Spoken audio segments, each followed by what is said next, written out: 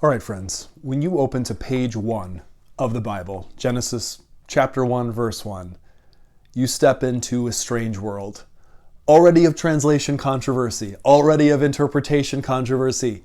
In the very first sentence, not even in the very first sentence, in the very first word, not even in the very first word, the very first letter of the Bible. Genesis, here I hold the Hebrew edition in front of me, begins, Bereshit v'ra Elohim et hashamayim ve'et haaretz. That very first sound, that very first syllable, be in Hebrew, is the site of a centuries-long translation dispute that we might have. What is the dispute? Well, probably many people, even just culturally, even if you're not an intense reader of the Bible, you know that the first line of the Bible, the famous opening, is in the beginning, right? But there's a problem.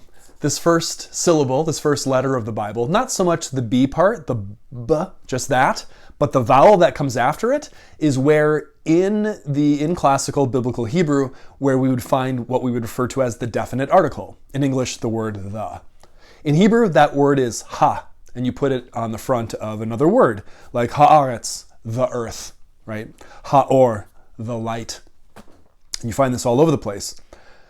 However, and you'll just have to trust me on this one, unless you know Hebrew, and if you know Hebrew, you already know this, but that first syllable, be, with the S sound underneath it, actually does not contain the definite article, which would get scrunched in there and would actually be something like ba-reshit, ba, but instead it's be. And that vowel is important because it means there that the Hebrew scribal tradition that preserved the Bible, let's say throughout the medieval period, the tradition that shows up in contemporary versions of the Hebrew Bible like this, wanted to preserve through their pointing, their insertion of vowels, which original manuscripts in Hebrew actually did not have. They preserved through their vocalization of the text a reading in which the definite article is not there. What does this mean? Well, it would mean that, I guess, minimally, that grammatically, the translation in the beginning is grammatically not the correct interpretation. Not the correct translation. I said interpretation, but in fact, of course, to conflate these two things is appropriate. Every translation is, at that same time, an interpretation. So what's the consequence, then, of not having the definite article, the, really represented there in Hebrew?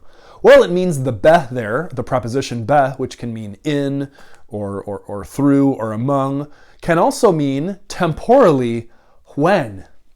So we might read, rather than in the beginning, God, Elohim here, created, bara in Hebrew, the heavens, hashamayim, and the earth, ve'et haaretz, but rather, when God began creating the heavens and the earth, v'haaretz hayta tohu vavohu, when God began creating the heavens and the earth, at that time, the earth was tohu vavohu, formless and void in the classic English translations. Okay, but what's the difference there?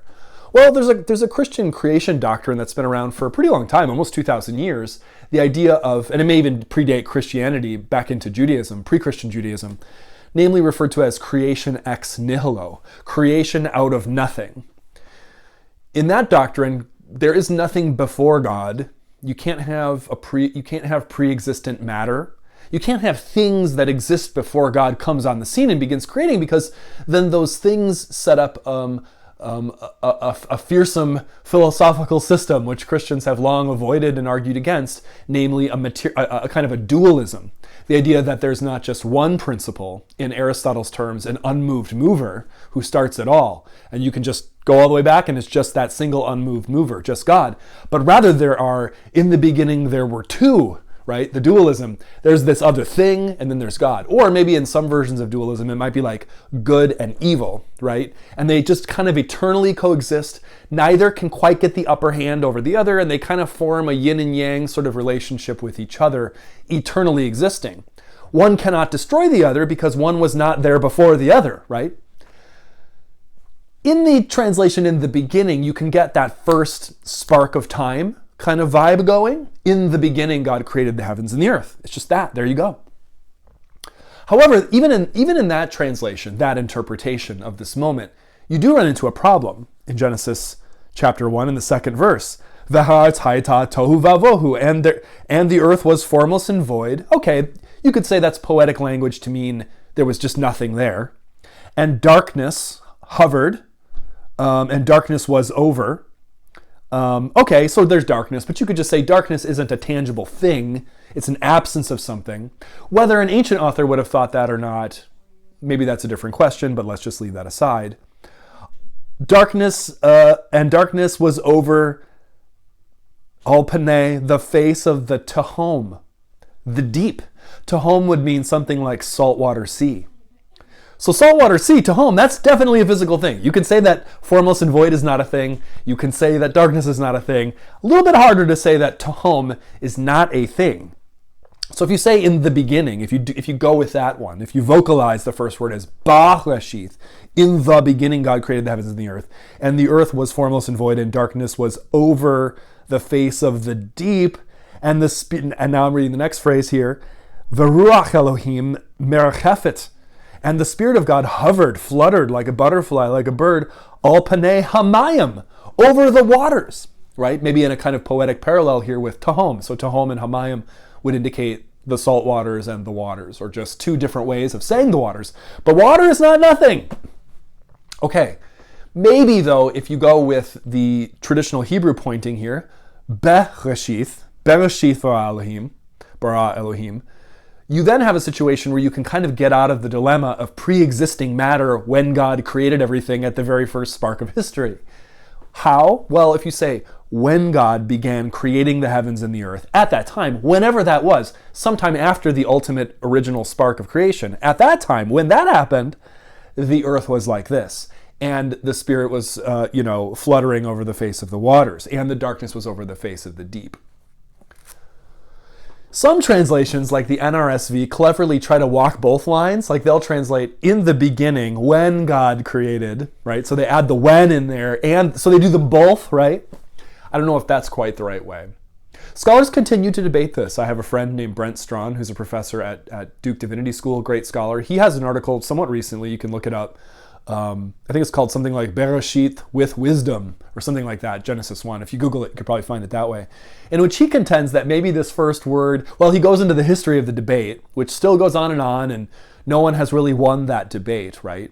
You could just vocalize the text differently, but then the question is, what did the author mean? All this stuff. He suggests that maybe in this first word, Bereshith, there's a little bit of an allusion, if I've read his article correctly, and I need to read it again and read it more. It's a very dense article. Brent, I got a headache from reading that article. It's too many words in that article, okay, but I'll post a link to it in the notes below if I can find it for you. But basically, the argument is that maybe the author there wanted to provide an allusion, a reference to another creation idea that we find later in the Hebrew Bible, namely in the book of Proverbs. The idea that wisdom, chokmah in Hebrew, was there at the beginning, bereshith, in the beginning, or when God began to create.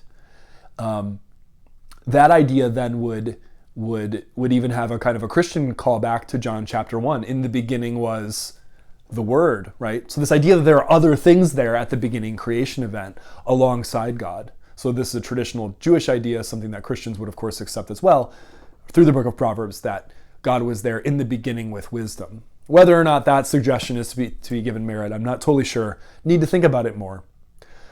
But it just goes to show you step in this doorway of the Bible and you think, okay, let me just get a start here. Let me just start reading. Just me and God, me and the Bible. I'm just gonna read. No interpretation. No, none of this history, none of this stuff. I just want to read it. Well, too bad. In the very first letter of the very first book, you get a problem like this.